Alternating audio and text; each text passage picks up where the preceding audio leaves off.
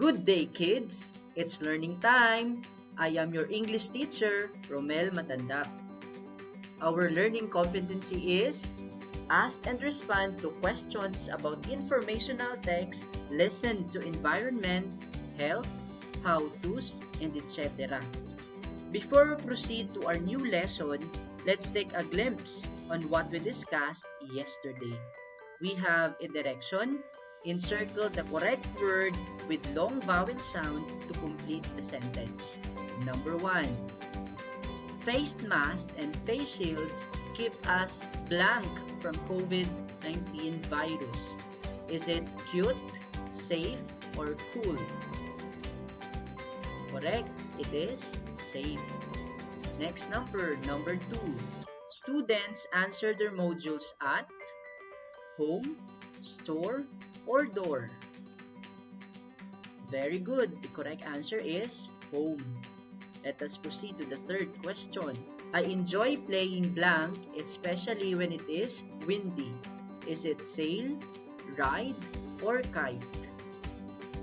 Correct. The correct answer is kite. And the last question is, JP covers his blank when he sneezes. Is it nose, toes, or face? Correct. That is nose. Our lesson for today is all about making connections. Making connections is a critical reading comprehension strategy that helps students make meaning of what they are reading.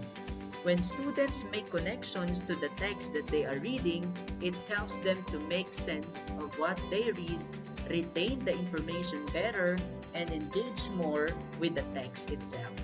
Students can make connections between text and themselves, text and another text, and the last one is text and the world around them. The first one is text to self connection. These are connections where students connect what they are reading to personal experiences or knowledge. Students with a wide range of experiences will often be able to more insightful and complex connections. Students with limited experiences may struggle to make connections or create vague or general connections. We have an example.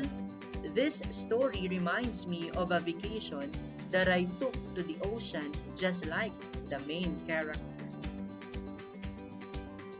The second one is text-to-text connections. The connections are made when students can connect what they are reading to other books that they have read or listened to before. They make connections that show how the books share author, have similar characters, events, or settings, are the same genre, or on the topic. A solid text-to-text connection occurs when a student is able to apply what they've learned from the text to another text. We have an example. I read another book about spiders that explained that spiders have a venom. And in this book, I am learning about the top 10 dangerous spiders of the world. And the last one, we have text-to-world connections. These are connections where students connect what they are reading to real events, social issues, other people, and happenings going on in the world. Students learn about the world what they heard on TV, movies, magazines, and newspapers. Effective text-to-world connections happen when students can use what they have learned through this media to enhance their understanding of the text that they are reading. We have an example. I saw on the news about how water pollution was affecting marine animals, and in this book, I am learning about why pollution can make a marine animal sick. When reading a piece of informational text, you ask questions such as who? Who is the text about? Where? Where is the setting in the text? When? When does the event occur? What? What is the text about? Why? Why does the event take place? And the last one is how? How does the event take place? It's important to ask questions because the first one is it will help you to pay closer attention to what you are reading. And the second one is it will help you to get more information from the text. And for our first activity, listen as I read the story and be ready to answer the following questions. The title of our story is The Lion and the Mouse. Are you ready to listen, kids? Here it is. A lion lay asleep in the forest, his great head resting on his paws. A timid little mouse came upon him unexpectedly, and in her fright and haste to get away, ran across the lion's nose. Roused from his nap, the lion laid his huge paw angrily on the tiny creature to kill her. "Spare me!" begged the poor mouse. "Please, let me go, and someday I will surely repay you." The lion was much amused to think that a mouse could ever help him, but he was generous and finally let the mouse go. Some days later, when stalking his prey in the forest, the lion was caught in the toils of the hunter's net. Unable to free himself, he filled the forest with his angry roaring. The mouse knew the voice and quickly found the lion struggling in the net. Running to one of the great ropes and bound him, he gnawed it until it parted, and soon the lion was free. "You laughed when I said I would repay you," said the mouse. "Now you see that even a mouse can help a lion." Okay, so that is our story, and we have questions for you to answer. The first one is who, or who is the text about, or who are the text about? Good, no? They are the lion and the mouse. The second question, when, or when does the event occur? Okay, it occurred when the lion and the mouse met. The third question, where, or where is the setting in the text? So the setting is in the forest. Number 4, what, or what is the text about?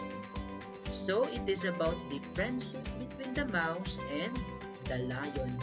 And the last question is why? Why does the event take place?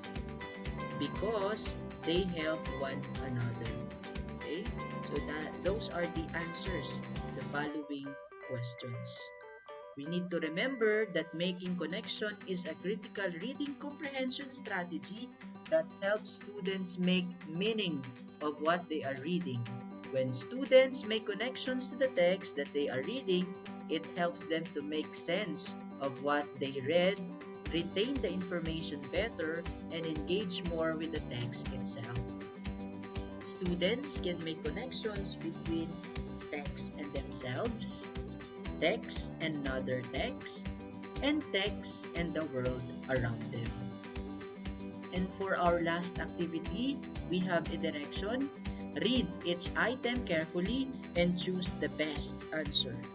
For the first question, what type of connection is this? I read a story about a boy who loved to eat cheese for breakfast. It reminded me of the time we ran out of cereal and my mom made me a cheese sandwich for breakfast. Is it text to text for letter A? Or letter B, text to self? Or letter C, text to world? The correct answer is text to self. The second question is, what type of connection is this? I read an article about a woman who opened a bike rental in Manila. It reminded me of my vacation in province and the bike we rented to explore the place. What do you think is the answer for question number 2? Correct. That is text to self. And for the third question, what type of connection is this? I read an article about how mungo beans are grown in the empty plastic bottles. It reminded me of our science project in school. Is it text to word, text to text, or text to self? You're right, that is text to text. The fourth question, what type of connection is this? I read a book about the best sports for kids. It reminded me that I had soccer practice that afternoon. Good job! That is text to self. And for the last question, what type of connection is this? I read a story about how people talk without speaking, and it reminded me of school where sign language is taught. Is it text to self, text to text, or text to world? Right, that is text to word. So that's all for today. I hope you learned something new. Bye!